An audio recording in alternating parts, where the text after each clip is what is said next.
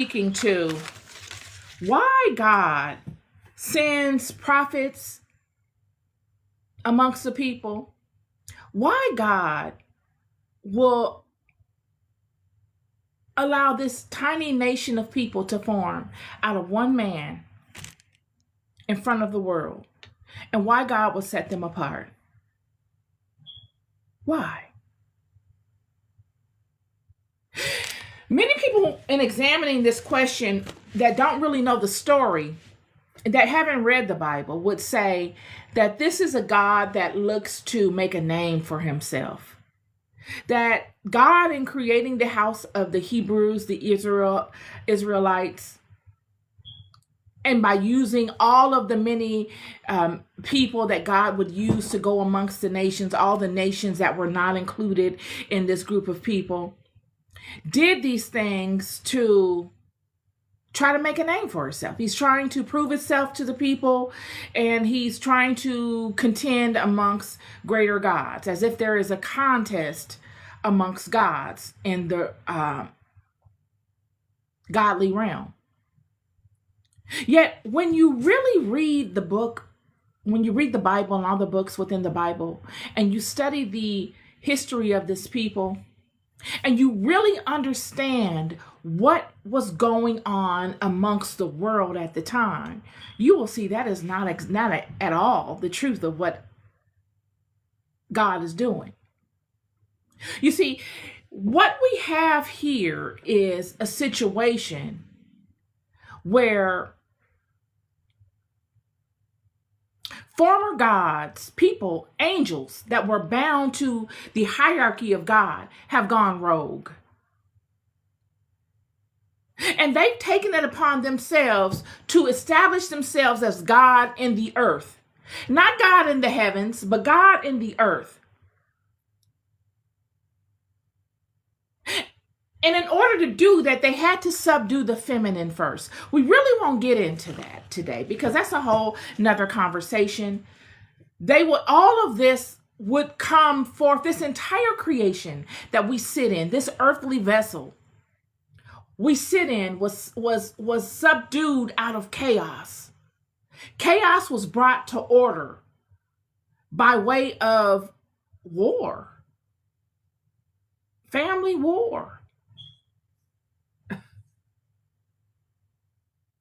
Yet, what we find with these gods that are so pervasive in the world, even today, this god Baal is pervasive in the world right now.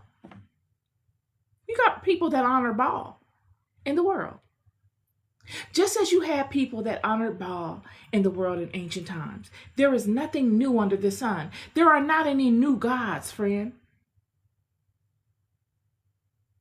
This god Baal that we're seeing being conveyed in the Bible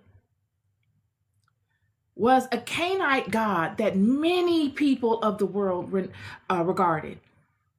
He had one of the strongest grasps on the hearts and minds in controlling those of the world. He had the attention of a great portion of the world. But who is this god Baal? Who is he? We see this god Baal being conveyed throughout the entire Old Testament. Baal. Who is he? This god Baal is one of the fallen angels. You see, when Satan decided to turn and go rogue, Satan took all of those that were bound to him with him. There were angels beneath Satan that were bound to him, he had full control of. They weren't bound to him just because they liked him and they agreed with his philosophy. They were bound to him because they were granted that Satan was granted their attention by God. Satan, Baal, and all of the angels that fell were seraphim. These seraphim angels were the highest order of angels They were the closest angels to God. You got levels within the angelic realm. I spoke to this before as to the system of God being a hierarchical system. God is a God of order. So in order to have order over large amounts of entities and individuals or spirits, you've got to have rank. You've got to have some sort of hierarchical, some sort of hierarchical system. Well, in the angelic realm, there is a hierarchical system. You have seraphim, you got archangels, you got lesser angels beneath them. Seraphim are the highest order of angels. They're fiery angels. These are the angels that were spoken to in the book of Ezekiel.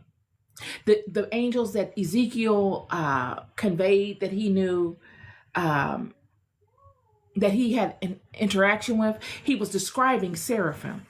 They're angels of divine light. They're righteous angels. So when we look at Satan, when we look at Beelzebub, Baal, because that is who Baal is. Baal goes by many different names, and one of them is Baal, and the other Beelzebub, and many other names. In their righteous context, in their original creation, they were very righteous angels, angels of light. I wrote some things here. Divine love, light, purification. These are the types of angels of this rank. They were the ones that came to Isaiah and purified Isaiah's lips with the coal. Angels of fire. They purified through fire. These are some of the angels that were turned. There's different angels that have dominion over these particular types of angels. One of them was Satan, Lucifer. And when he fell, all those that were under his control, command, fell right along with him, whether they wanted to or not, whether they were in agreement with him or not. This is what many people miss. They go where the head goes. Satan is the head, and the body must follow. So they are the body, they follow him. Leviathan, Beelzebub, all of these were beneath Satan when they fell. Leviathan, Beelzebub, and Satan were the three that originally fell. So what we find here is a situation where these angels have fallen into the physical realm, earth. And they have established themselves as gods in the earth because of their vast levels of knowledge. And due to the flood, or due to them not having procreated with any woman in their fall, they don't have bodies. You see, these are the ones that fail. So they don't have bodies. They don't have physical bodies like me and you. And in order to get the energy, the veneration, because all is energetic, attention is energy, they need it. In order to get that type of energy, they've got to have a physical vessel. This is where we get these idols being created. This is where the symbols, the imagery comes in, made out of gold, made out of silver, made out of wood, and then they invoke the spirit in there. And now this idol is a living entity, completely dependent upon this particular vessel that has been created. They can inhabit any vessel, but they inhabit vessels of wood and of other natural elements because there's so much power to their spirit. A lot of times they could not inhabit a physical body. If they could, they would be inhabiting these bodies in totality. But the life cycle and the ability for this spirit to be as fluid and in all of its power is much more advantageous in vessels of nature, wood, metals, and so forth. So what we're finding here is that this spirit, this entity, this fallen angel, Baal, has created a following, and he is able to be housed in a particular vessel. Idol worship was the way of the world. When these fallen ones came, everyone began idol worshiping. They came, sin happened, people began